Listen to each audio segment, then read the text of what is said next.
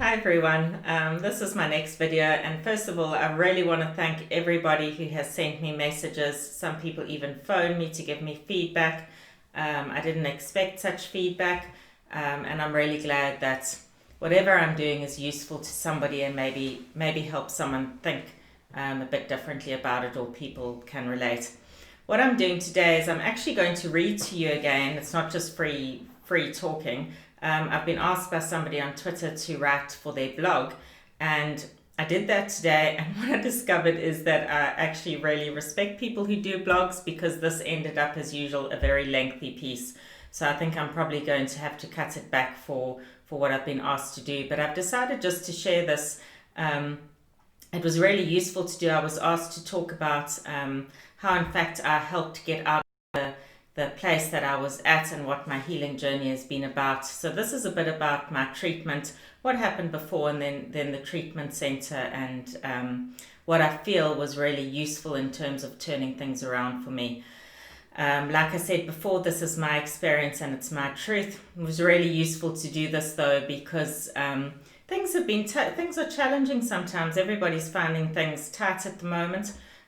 Certainly I've been challenged with my own mental health, and sitting looking at really where I was 2.5 years ago, which was when I just came back from treatment. I mean, I'm lucky to have Gary, because he reminds me when I get frustrated and when I feel I'm maybe not making progress, that in fact it can be really useful for all of us to look at the things that we have come through in our lives. So I'm just going to be reading to you what I wrote for this blog.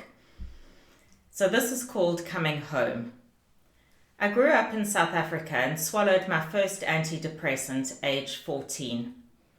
Anhedonistic, the psychiatrist wrote after that consultation.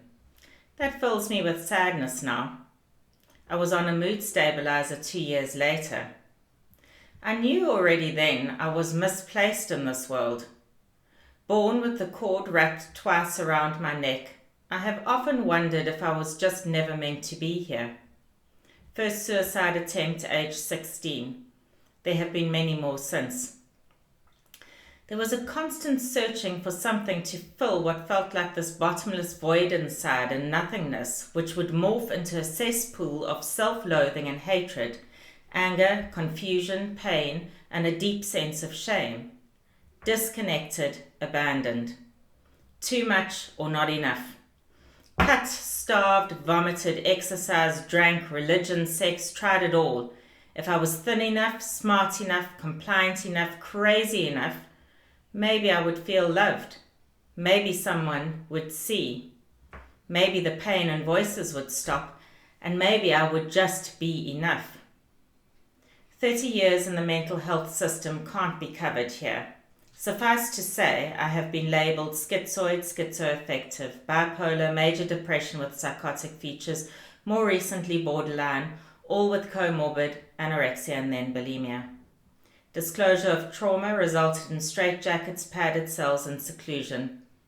Meloril, haloperidol, chlorpromazine, carbamazepine, Prozac, electroconvulsive therapy, the list of medications went on. I was only 19. They were apparently protecting me from me. Ignoring trauma just results in more trauma. In January this year, my diagnosis was changed to complex post-traumatic stress disorder. As I always say, I leave off the disorder part. I have hardly scratched the surface of what that meant to me to get it changed. My identity has always been tied up in mental illness. Despite long periods working and functioning well, my struggles permeated every area of my life. They robbed me and those I loved and cared about of presence, of joy, of being, and I inevitably ended up acutely unwell again and again. I grieve for so much loss. Power and control are central to my trauma experiences. I went into a system that further perpetuated those core feelings. There is a sea of rage which bubbles and frightens me at times, but also drives me to be the voice I never had, for me as well as for others. By 2017, I had spent 8 years in and out of a local psychiatric unit, 3 courses of ECT, an attempt at mentalization-based therapy, and a few stints in ICU. I was moved from the eating disorder team to the community mental health team, sent out of area for specialist self-harm assessment, and was deemed too unwell for psychological therapy. I was on 2 antipsychotics, numerous tranquilizers, a sleeping tablet, and an antidepressant. I had spent years in and out of the emergency department being stitched and stapled. I lost my job, my marriage, and any last shred of self-respect I had managed to cling on to. My life became my 4 walls, a daily visit to the chemist for my tablets that rendered me really unable to function and had left me 7 stone heavier. The occasional coffee in a small cafe where the owner was kind enough to accept me in bandaged and glazed provided much needed connection. I was a walking, talking risk assessment, and my family held little, if any, hope of me coming out of this alive. So what changed? Well, someone suggested to my mum that the self-harm was maybe a form of addiction. I'm not going to talk about that. But with financial support from family and the green light from my team in Northern Ireland, I went back to South Africa and was admitted to a rehab. I was kicked out after a few days after finding something to cut myself with, and a search began for somewhere new to go. This nearly broke my mum. The Cedars Private Addiction Centre, nestled in the sugarcane fields of KwaZulu-Natal, was the only place willing to take me given my high risk. It was run by qualified addiction counsellors, all recovering alcoholics and addicts, and based on the 12-step program. What about this community do I feel saved my life? Because that's what it did. Seeing people running the centre who had been to the depths of hell now living full, meaningful and healthy lives sparked hope and possibility. I was detoxed off 20 plus tablets. After 30 years on medication, my body and mind revolted and withdrawals were painful and protracted. But the brain fuzz did begin to clear, and it became easier to motivate myself to engage and connect with others, and I started to read and write again. It took another few years to relearn these skills. I had a structured daily routine I was expected to participate in, and people around who believed that I could actually do it. Morning meditation, walk, and then breakfast, followed by a spiritual philosophical group facilitated by a man who went on to become a great friend and mentor. He passed away late last year, and I miss him terribly.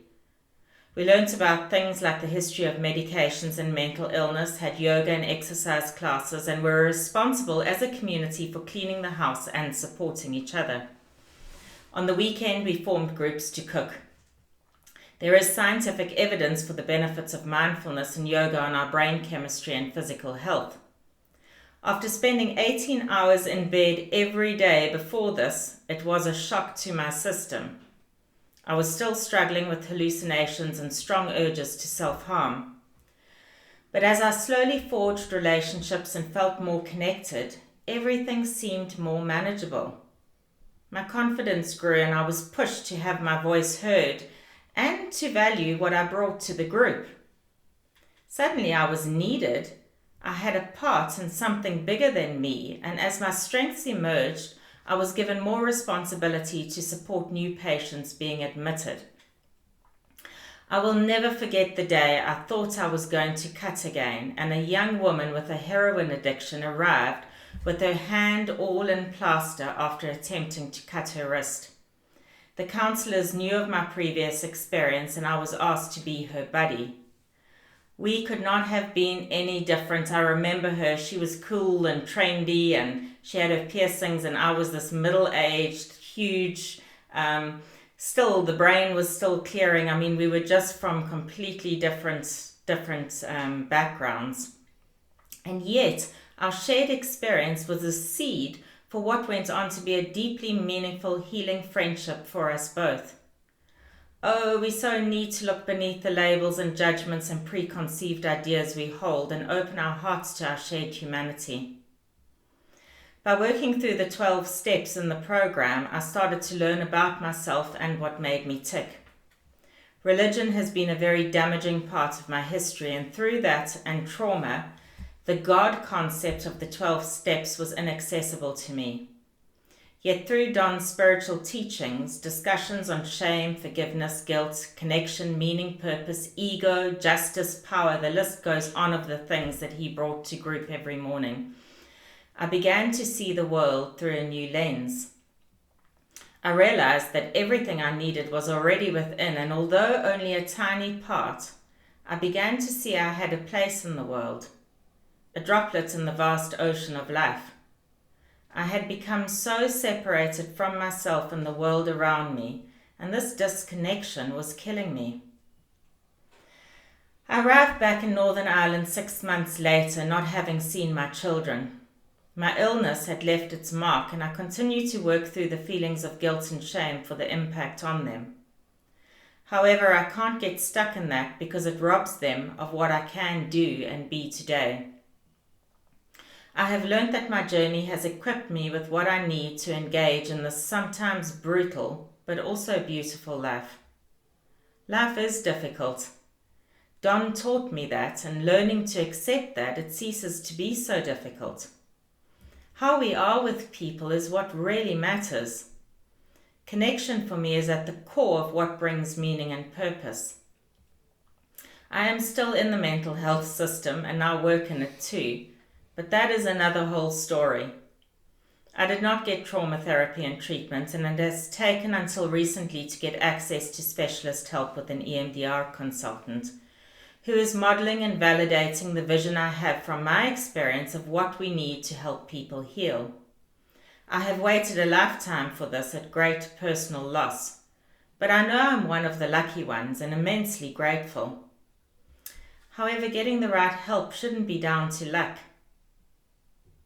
So I was asked from my lived experience, what do I see could support people to heal? I have to say too that my own journey and the research that I've done and the evidence around what helps is actually quite similar. So one of the things, therapeutic environments. We bring distressed and traumatized people into clinical settings devoid of basic grounding and soothing things like plants, colors, smells, textures, etc. Staff need trained in the latest trauma research, and every staff member taught how to support us to help calm and soothe our systems. We cannot properly heal and process things if in a highly distressed, aroused or dissociated state or feeling unsafe. I believe we must be careful that when speaking about trauma, it doesn't become another narrative which excludes people who don't relate to the term.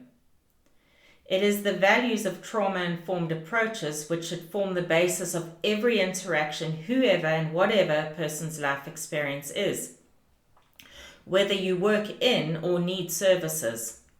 This is about compassion, dignity, respect, honesty, openness, humility, self-reflection, and awareness. It's about a culture, a way of being. Healing is a collective responsibility. It is easy to locate blame with people if they don't get better or respond to certain interventions. We are all so different as are our experiences. Yet how many options and choices do people really have? What worked well for me is not necessarily what will work for someone else. It is easy to judge those of us known as revolving door, repeat offender, frequent flyers for not taking personal responsibility. Yet have our systems not been set up to do to and not partner with people? Language really does matter. Collaboration and partnership really do matter. Organizations ensure anything to do with risk assessment policy protocols as mandatory training, yet training on things like co-production, staff well-being, attitudes, values and principles, collective leadership, and how we are with people is not usually mandatory or included at all. This should be core. Our work, the work in services, is about relationships. Peer roles or services within or outside statutory services are a topic on their own, and I don't feel I can cover it all here. But there should be long-term vision and proper investment in recognition of the power of peer connection and the value. Courageous conversations about the pathologizing of human distress and the devastating impact of treating people as labels, not people, needs to happen. This goes as much for staff as those with lived experience.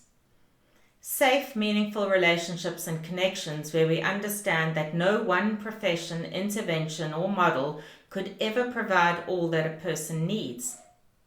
The belief that with the right support and within relationship, we have within us the resources to heal. But it is about community, collaboration, and compassion. It is holding space and hope for those who feel lost until they can find their way again. It is about recognizing that social injustices, inequalities, and exclusions need recognized and addressed as causal factors for illness of many different forms. The research tells us this. So in conclusion, I regularly feel I do these issues an injustice due to the limitations of conveying or reading a written message where dialogue is not possible. Dualistic thinking is pervasive, and just as we like to label people, we also like answers which can be easily boxed. The complexity of these issues, the complexity of the human mind and spirit cannot easily be captured or conveyed in words. So forgive my clumsiness. I share my perspective and experience.